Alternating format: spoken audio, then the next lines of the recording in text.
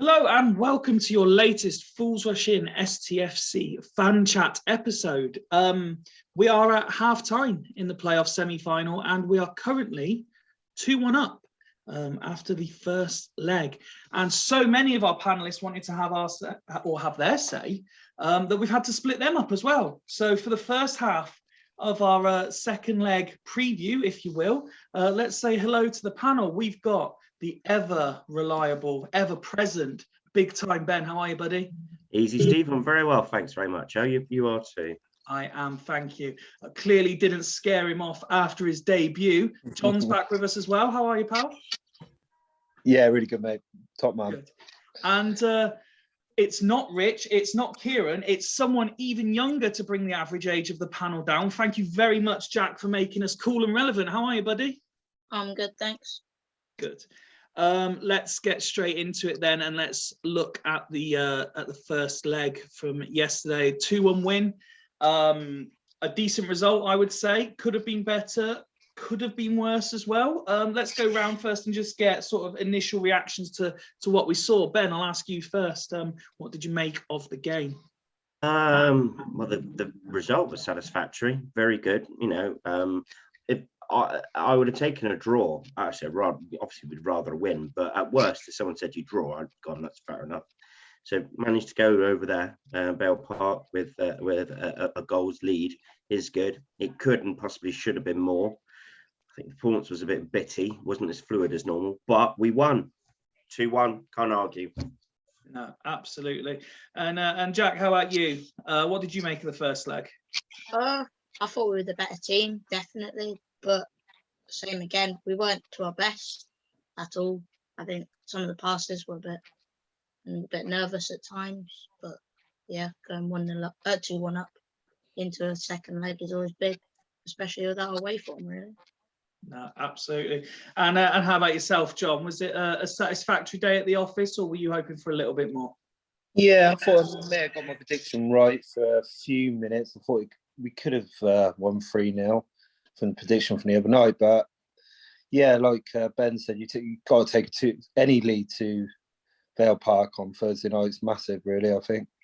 Yeah, absolutely. Let's look at some of the specifics from the game then. And Ben, I'll ask you first.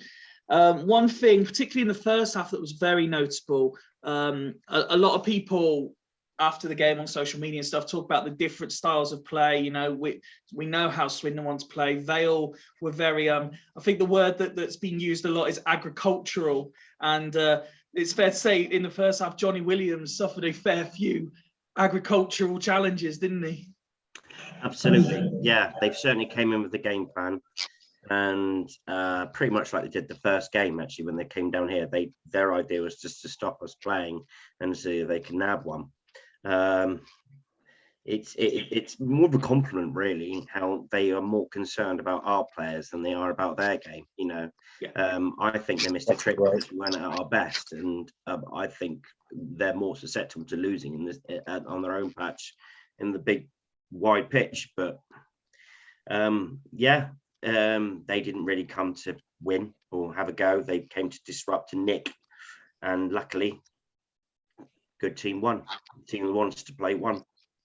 And it could have been so much more, couldn't it, Jack? You know, there was a couple of chances, a couple of decent chances that were missed. The chip that went just over the bar, and then I think there was a turn on the halfway line, and the slip wasn't there where we were running. I think it was 3-on-2 in the second half. So there were definitely chances there for it to be better for us. Yeah, you said about the slip on the halfway line, Louis Barry and the Davidson chip. I think if we got the Davidson chip, it would have killed the tie a lot more. And I think they'd have kind of not pushed for that goal that they did as much. And going 3-0 would pretty much make us or Wembley, really. I can't see us getting round, like losing. Yeah, I agree with you, Jack. Yeah. But like, it's just take the chances, really, isn't it? It's got to play off. Well, we've all seen in the past, haven't we, John, that, you know, when luck's with you, and Port Vale got that one bit of luck. They got their goal when we could have been, as we say, 3 or 4 up at the time. I know that there were a few messages going by. A lot of people there, sort of the instant reaction was he must have been offside. Unfortunately, no, it was very clear he wasn't offside. But they did get their luck, and it keeps the tie very open, doesn't it? Yeah, I think with striker is James Wilson. Is it James Wilson? Yeah. Yeah. Striker like that, he's had 2 chances. The first one he's put away, the second one saved by Ward. And you think, well, he's obviously a half decent player in it. So I think we've done okay. Yeah, we've done okay to come out of it. Because if Ward don't make that save at the end, we don't want to be going Vale Park at 2 each. So definitely take that. They've had 2 big chances and they scored one of them. So, absolutely. And on that point, let's have a look at some of the sort of units, John. So you mentioned the save there. I thought when called upon, Ward again played quite well in, and it's very apparent as to why he's the man between the sticks. I mean, there's still the sort of rhetoric, if you like, is that Jojo isn't fully fit and he's still working on bits and training. But even if he was fully fit, I don't think he would be between the sticks anyway. Yeah, I agree. Jojo, obviously, whatever Jojo's done this season, he's been fantastic at start of the season, the first 30 games or so. He's obviously gone off to Ghana. He's come back. Has he got a bit of a chip on his shoulder now? We don't know. Has he found a new club? We don't know. But Ward, Baldry, Conroy working well together. So why change it? Plus we're winning. So no, absolutely. And then Ben, when you look at the defence just in front of him, we mentioned in our last episode, I think you were the one who was speaking specifically about the fullbacks and how it worked. And we said that Baldry and Conroy have. Their form has certainly improved in recent weeks as well. And that's not just the last sort of 3 or 4 games, that's going back even longer. When Vale did try to implement their game plan, we never really looked rocked as such. They had sort of 10-minute periods a couple of times throughout the game, didn't they? But we always looked fairly comfortable. Yeah, well, attacking wise, their game plan seemed to be just get their wide men to hump it in the box and get proverbial continental long ball. Yeah, the continental long ball into the box. Try and get over to the to someone to hold it up, or for a flick on, or for a ricochet or something to happen. Much probably like the goal they scored. They've got good midfielders like Gertie, I think his name is. He's quite useful at picking up the second ball and rattling in a shot. That was really their sort of game plan. They didn't actually try to play through us or play round us. It's just corners, set plays. They've got big men and just try and cause havoc in the box. And Conroy and Baldry are perfect for that because they're all wisely players. They know each other's game really, really well. There's hundreds of games of experiences between them, and they complement them. And as I say, Baldry's going through this Indian summer, unbelievable form. And they're as good partnership as I've ever seen them, and that including back in the championship days when we won the league. So kudos, and let's hope they'll do the same again on Thursday. Well, while we're on the subject of defenders, I'll ask all 3 of you. We've received a question in for this episode, and I'm interested in your views on it. And again, all 3 of you can answer, but it says taking Egbo off creates pressure on us every game. We went flat at Walsall and then flat again yesterday with AK negative thinking. Now, I'm caught in 2 minds about this personally because I think Egbo is clearly the better attacking outlet. And that's probably why he starts, because he suits our style of play better.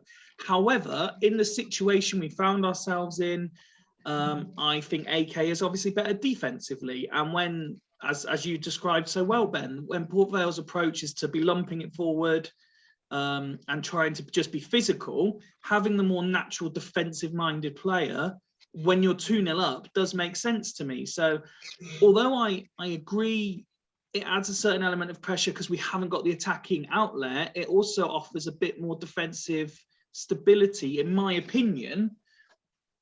Plus, has he even managed to complete 90 minutes yet? It's Warsaw, isn't it? And that's it, is it not?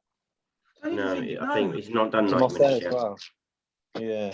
So Ben, I'll let you go in first. What's your thoughts on that question? Does it add unnecessary pressure, and is it negative thinking, or is it good game management, which is something we spoke at the time. At the time, I thought it was pretty good because we're 2-0 up. We're trying to see out the game, and I don't think we need to outstretch or look for a third because we're quite comfortable at the moment. I think Egbo was just starting to flag a little bit, and Odemayo adds that little bit of quality, a bit more knowledge at the back, and is probably slightly better in the air and defensively minded.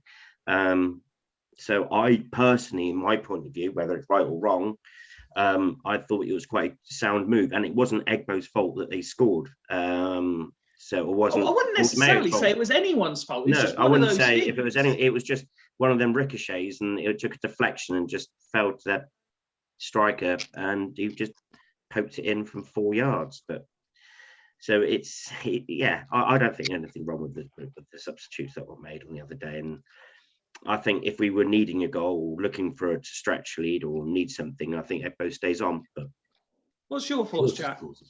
Well, I think Odemayo is more of a kind of like, I personally sub him on for more of an Ian Dolo than an Egbo, because I think Egbo's a bit more like masculine, and he's like gets his body in the way a lot at the same time as being pacey. And I don't think his defensive awareness is even that bad. I think he can get a foot in quite well. It's just if you need that kind of, proper defensive format, I think Odemayo is probably better. Yeah, I do like him, to be honest. John? Yeah, I agree with all the above, but I'm sure you looked a bit stranded for that goal. I'm not sure. When the ball comes in, he's sort of like, I'm thinking, how long after? Was it 2, 3, 4 minutes he scored?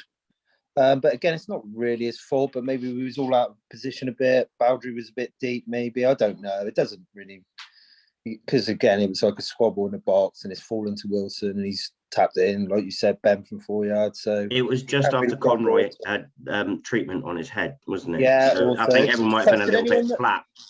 Yeah, plus did anyone notice Sean McCurdy? Like, again, I haven't really seen any highlights properly. I haven't rewatched the game or nothing. But I'm sure McCurdy got wiped out on the halfway line as well. There were a couple of situations like that. Yeah, where Swindon players are getting wiped out.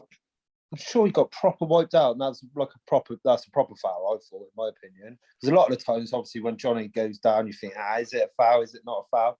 This one on McCurdy on the halfway line just before they scored, I thought was a definite foul. But I might be wrong. I might have got the wrong part of the game. But I'm sure he got wiped out just before the goal.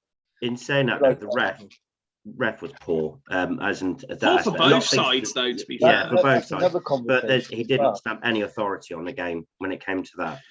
I mean, we, not just us, we as a fan base, and I mean the Fools Rush In panel, I mean the Swindon Town fans in general, I mean League Two fans in general, I have not found one fan praise a single referee in any game this season. Yeah. I think the standard of, we've all gone on record, I think, and said in League Two, the refereeing standard has been as bad as we've ever seen it this year.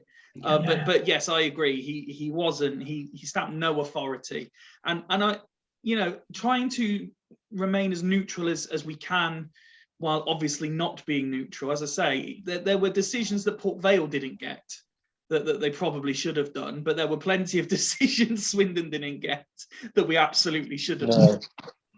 I'm sure there's a problem with the League Two referees, because I think everyone's been promoted up the leagues because of VAR, because they got to be at Stockley Park. And the shortage of refs now is ridiculous. And I'm sure League Two, I might be completely wrong, but I'm sure they're part-time referees now. And they are part-time referees. Then we need professional referees. Were we they need full-time professional referees. 3 seasons ago? I think they were, wasn't they?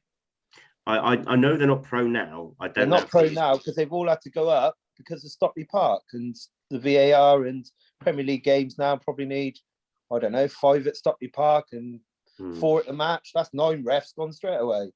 Because for me, refs need to go for fitness checks. They'll need to go for constant course refreshers on their refereeing decisions. They need analysts watching each game. They need to analyse their own games and write like where they could improve, which means they need to be full-time. It's a full-time job. The other point on this, I haven't seen any linesmen in any games this season help the referee. No. It's not all the referees' fault, in my opinion, but they haven't been up to standards. Before we turn this into a full-on Yeah. referee sabotage session, let's move further forward. And Jack, I'm interested in your thoughts. A lot of people, both Swindon fans, Vale fans, and neutrals, commented afterwards, again on social media, that generally they thought the game was to a lesser than expected standard and to a much lower than expected tempo. To an extent, I understand the point of view. When you look at how the midfield play, particularly likes of Payne, Williams, Reed, do you think we were able to really stamp our own authority on the game enough in terms of quick passing, movement, dynamic, I can't even say it, being dynamic, that kind of thing? Well, I think we've probably got the best midfield three in the league by far. I think of Reed, Payne, and Williams. And I think we probably should have done better when it comes to the quick passing and then like kind of putting it on the wings. There are a few balls that went out that shouldn't have gone out. But I mean, we didn't play the best, but surely we didn't play exactly bad. I thought obviously not at all. The tempo was obviously down, but I thought once we got into the attacking third, we were all right. We're getting it in the box. A lot of the time it did go over the heads, but I think we created enough chances to win the game. Oh, absolutely. Completely agree with you. And I also agree from my own perspective. I thought in both halves, I felt we kind of started fairly slow, first sort of 10 minutes of each half. But once we kind of weathered that early storm, we did start to put our own imprint on it, and you could see the thought of trend of style of play, etc. You could see who was going, how it was going, where it was going to go, and I felt we did deserve the win overall. Definitely deserved the win. But yes, I think we can all agree we've seen Swindon play slicker, more creative, more entertaining football, but perhaps that just wasn't the game for it. We did what we had to do, as I think you said earlier, Ben. Yeah, no, I think I think the football was all right. I think we, it's a tough tie. It's a playoff, so everything's going to be a little bit tense. I think the second game's going to be a lot more open, which suits us on that big fat wide pitch as well.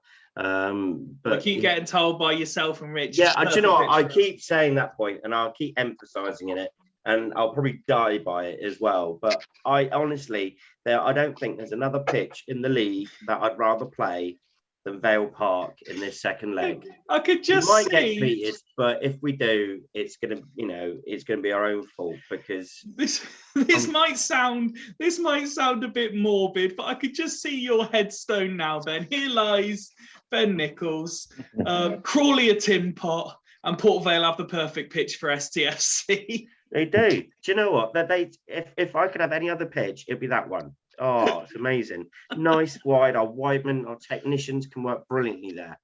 And if the game's open, that goes to our advantage, which is why I thought a draw wouldn't be the worst result yesterday, because this game was always going to be a tough battle. And it's the next game, I think it gets a bit prettier. But the game was watchable. It was all right. Oh, definitely watch worse. I thought that Jack Payne had a reasonably quiet game. I thought that the keeper out pretty well, didn't he, first half? Yeah, he did it, and he had a good opportunity that first half, didn't he, as well? Yeah. But Reed himself was Reed-esque. He didn't really shine like he usually does. I think they struggled across the middle. It's hard. Play. He usually dictates the tempo of the game, and if he's slightly off, we're slightly off, and I think that was part of it. But the performance wasn't terrible. We've been a lot worse, a lot worse this season. So maybe we're judging the setting the field too high. I think our confidence took us over the line definitely. Yeah. Earlier in the season, we don't win that game. No, I think you're right. I think it's 2 each. Well, let's talk about the final unit then, John, and the front three. Obviously, McCurdy took all the plaudits for 2 goals. Barry, he was all right. He perhaps a little bit quieter than he would have liked to be. Davidson, I thought was when involved was very good, as he usually is. What did you make of the attacking trio? Yeah, I thought we were quite narrow in the midfield first half. So we was trying to get balls out the Barry, and did it really work? No, he didn't really come short for anything. So there's a couple of times where we got caught on the ball. Obviously, we was playing across their three in midfield was quite hard to break down as well, and they were just flying in as soon as Johnny got the ball. Was trying to hit him as hard as they could at some points, but yeah, I thought Josh worked very hard. Obviously, does all the donkey work, and then obviously He's a workhorse, that boy, isn't he? Yeah, McCurdy just like his run to the front post, brilliant. And did anyone see his? I know I shared it on our socials. Did you see his post match when asked? Yeah. How is he getting? How is Garner getting the best out of you? Because you weren't hitting these numbers at Vale, and he said he puts me on the pitch. Yeah, so I see somebody put a Curb Your Enthusiasm ending it on one of them. It sounded brilliant. Yeah. Jack, let me ask you next. One of the other subjects that we've been talking about a lot on this podcast throughout the season, and something that surprised me a little bit, received criticism after yesterday, was the suggestion that the atmosphere was a bit down, was a bit quiet. And I wasn't sure what to make of that. I mean, obviously from my position, obviously watching it from home, it wasn't like a game at Anfield, obviously, but the fans were audible enough that you knew exactly what was going on, and you could hear them singing throughout.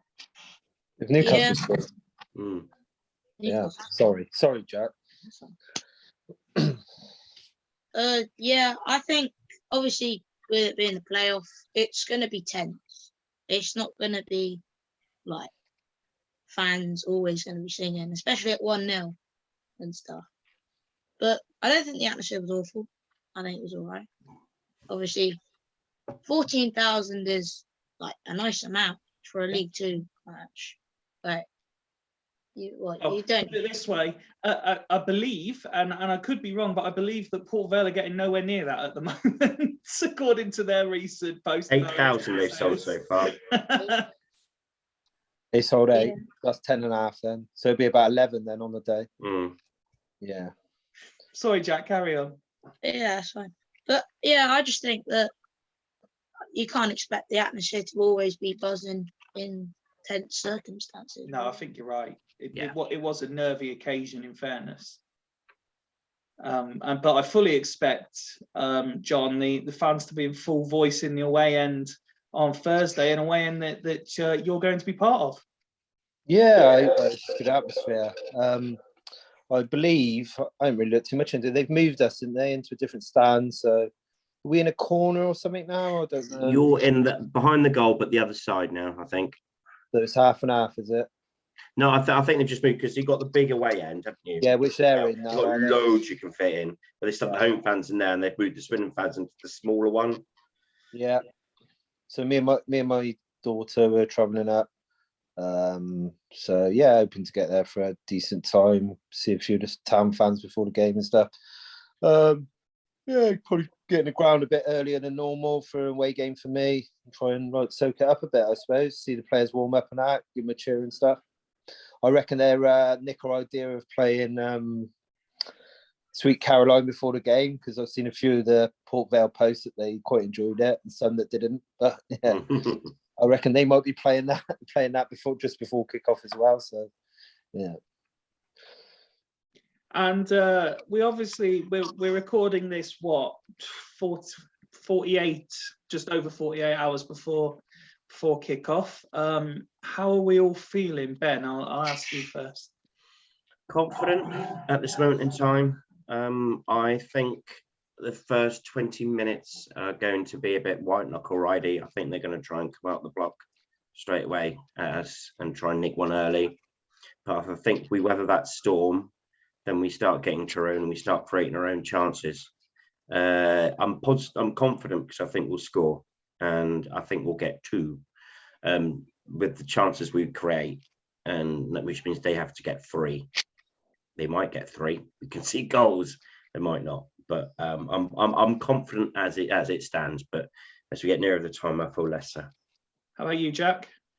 Obviously, I touched on it earlier. The away form that we've got, going in 2-1 up on the advantage. I think that I'm confident that we are probably going to get through, but it just depends how Port Vale set out and how we set out. Do we play to our usual, which I think we'll do, or do we just try and keep the win? I don't think we're capable of doing that. I think we only know the one way to play, really, personally. How about you, John? How are you feeling at this point? Yeah, well, like Ben said, he thinks that we're going to score, and I do as well. something like 10 goals, is it? Last 3 away games, so we're definitely scoring. I'm not confident we're scoring. Probably go with the same sort of as Ben, really. 2-0, 3-1 to us, because maybe they'll nick one again like the Wilson did the other night. Similar-ish kind of goal. So 3-1, I'm going to go. Okay. Couple of other little notes from the game yesterday. Obviously, there was a lot of talk at Walsall that Kesler Hayden and Simpson were there, and Tom Broadbent turned up for the first leg yesterday. Yeah. They started singing his song to him. He did start singing his own song, yes. Yeah, he did. Yeah. But it's always nice to welcome back a fan favourite, isn't it, Ben? Absolutely. And Cy Ferry was there as well, which was quite nice.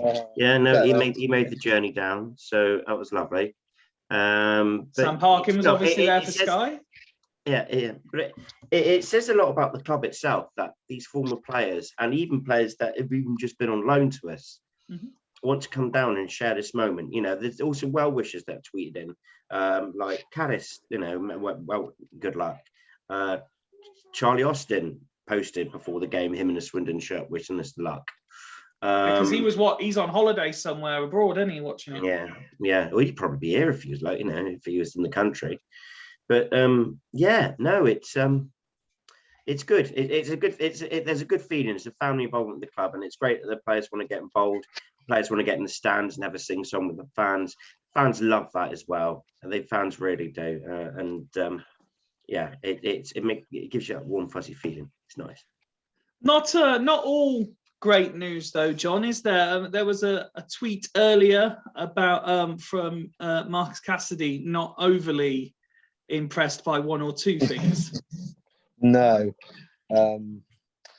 Problem with the nets that have dyed a bit of a red colour from the streamers, and something that's sort of unbelievable that someone nicked the corner flag.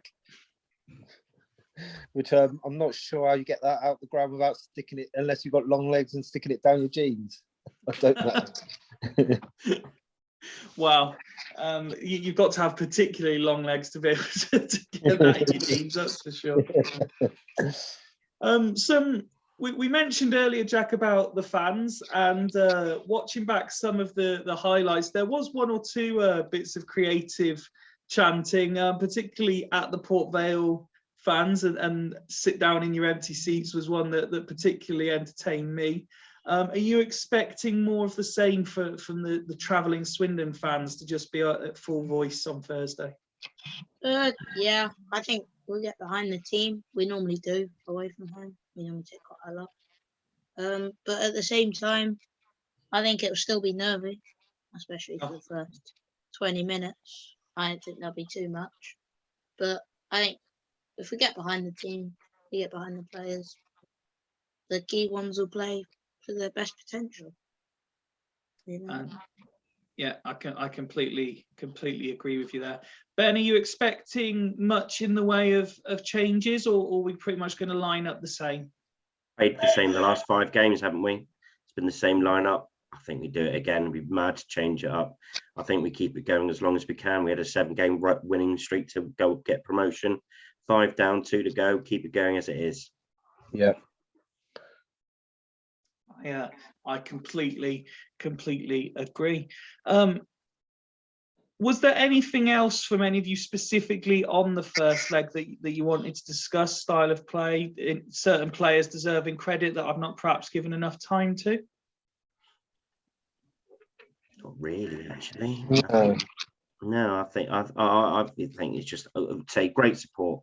great to hear the noise I thought- again I from thought- Swindon. Yeah, I've never been too many quiet patches. I thought it was one of the.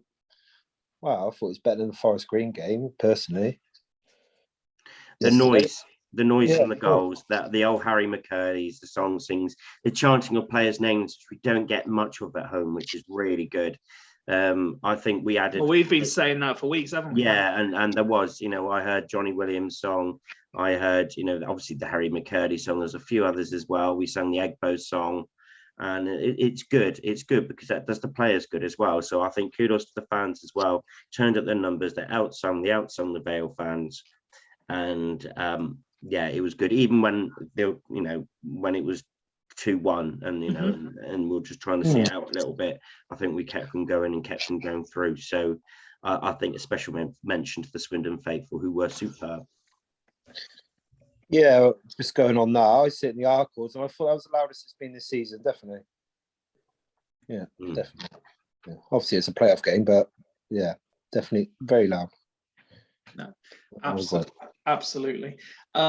Listen, gentlemen, obviously with just the one game to discuss and another show to record tomorrow with a fresh panel, I can only thank you very much for your time this evening, and your thoughts and your opinions are, as always, very much appreciated. And Jack, thank you very much for joining us tonight. That's right. Hope to have you with us again very soon, and certainly see you at Wembley, fingers crossed. But from myself, Ben, John, and Jack, until next time, good night. You Reds. Good.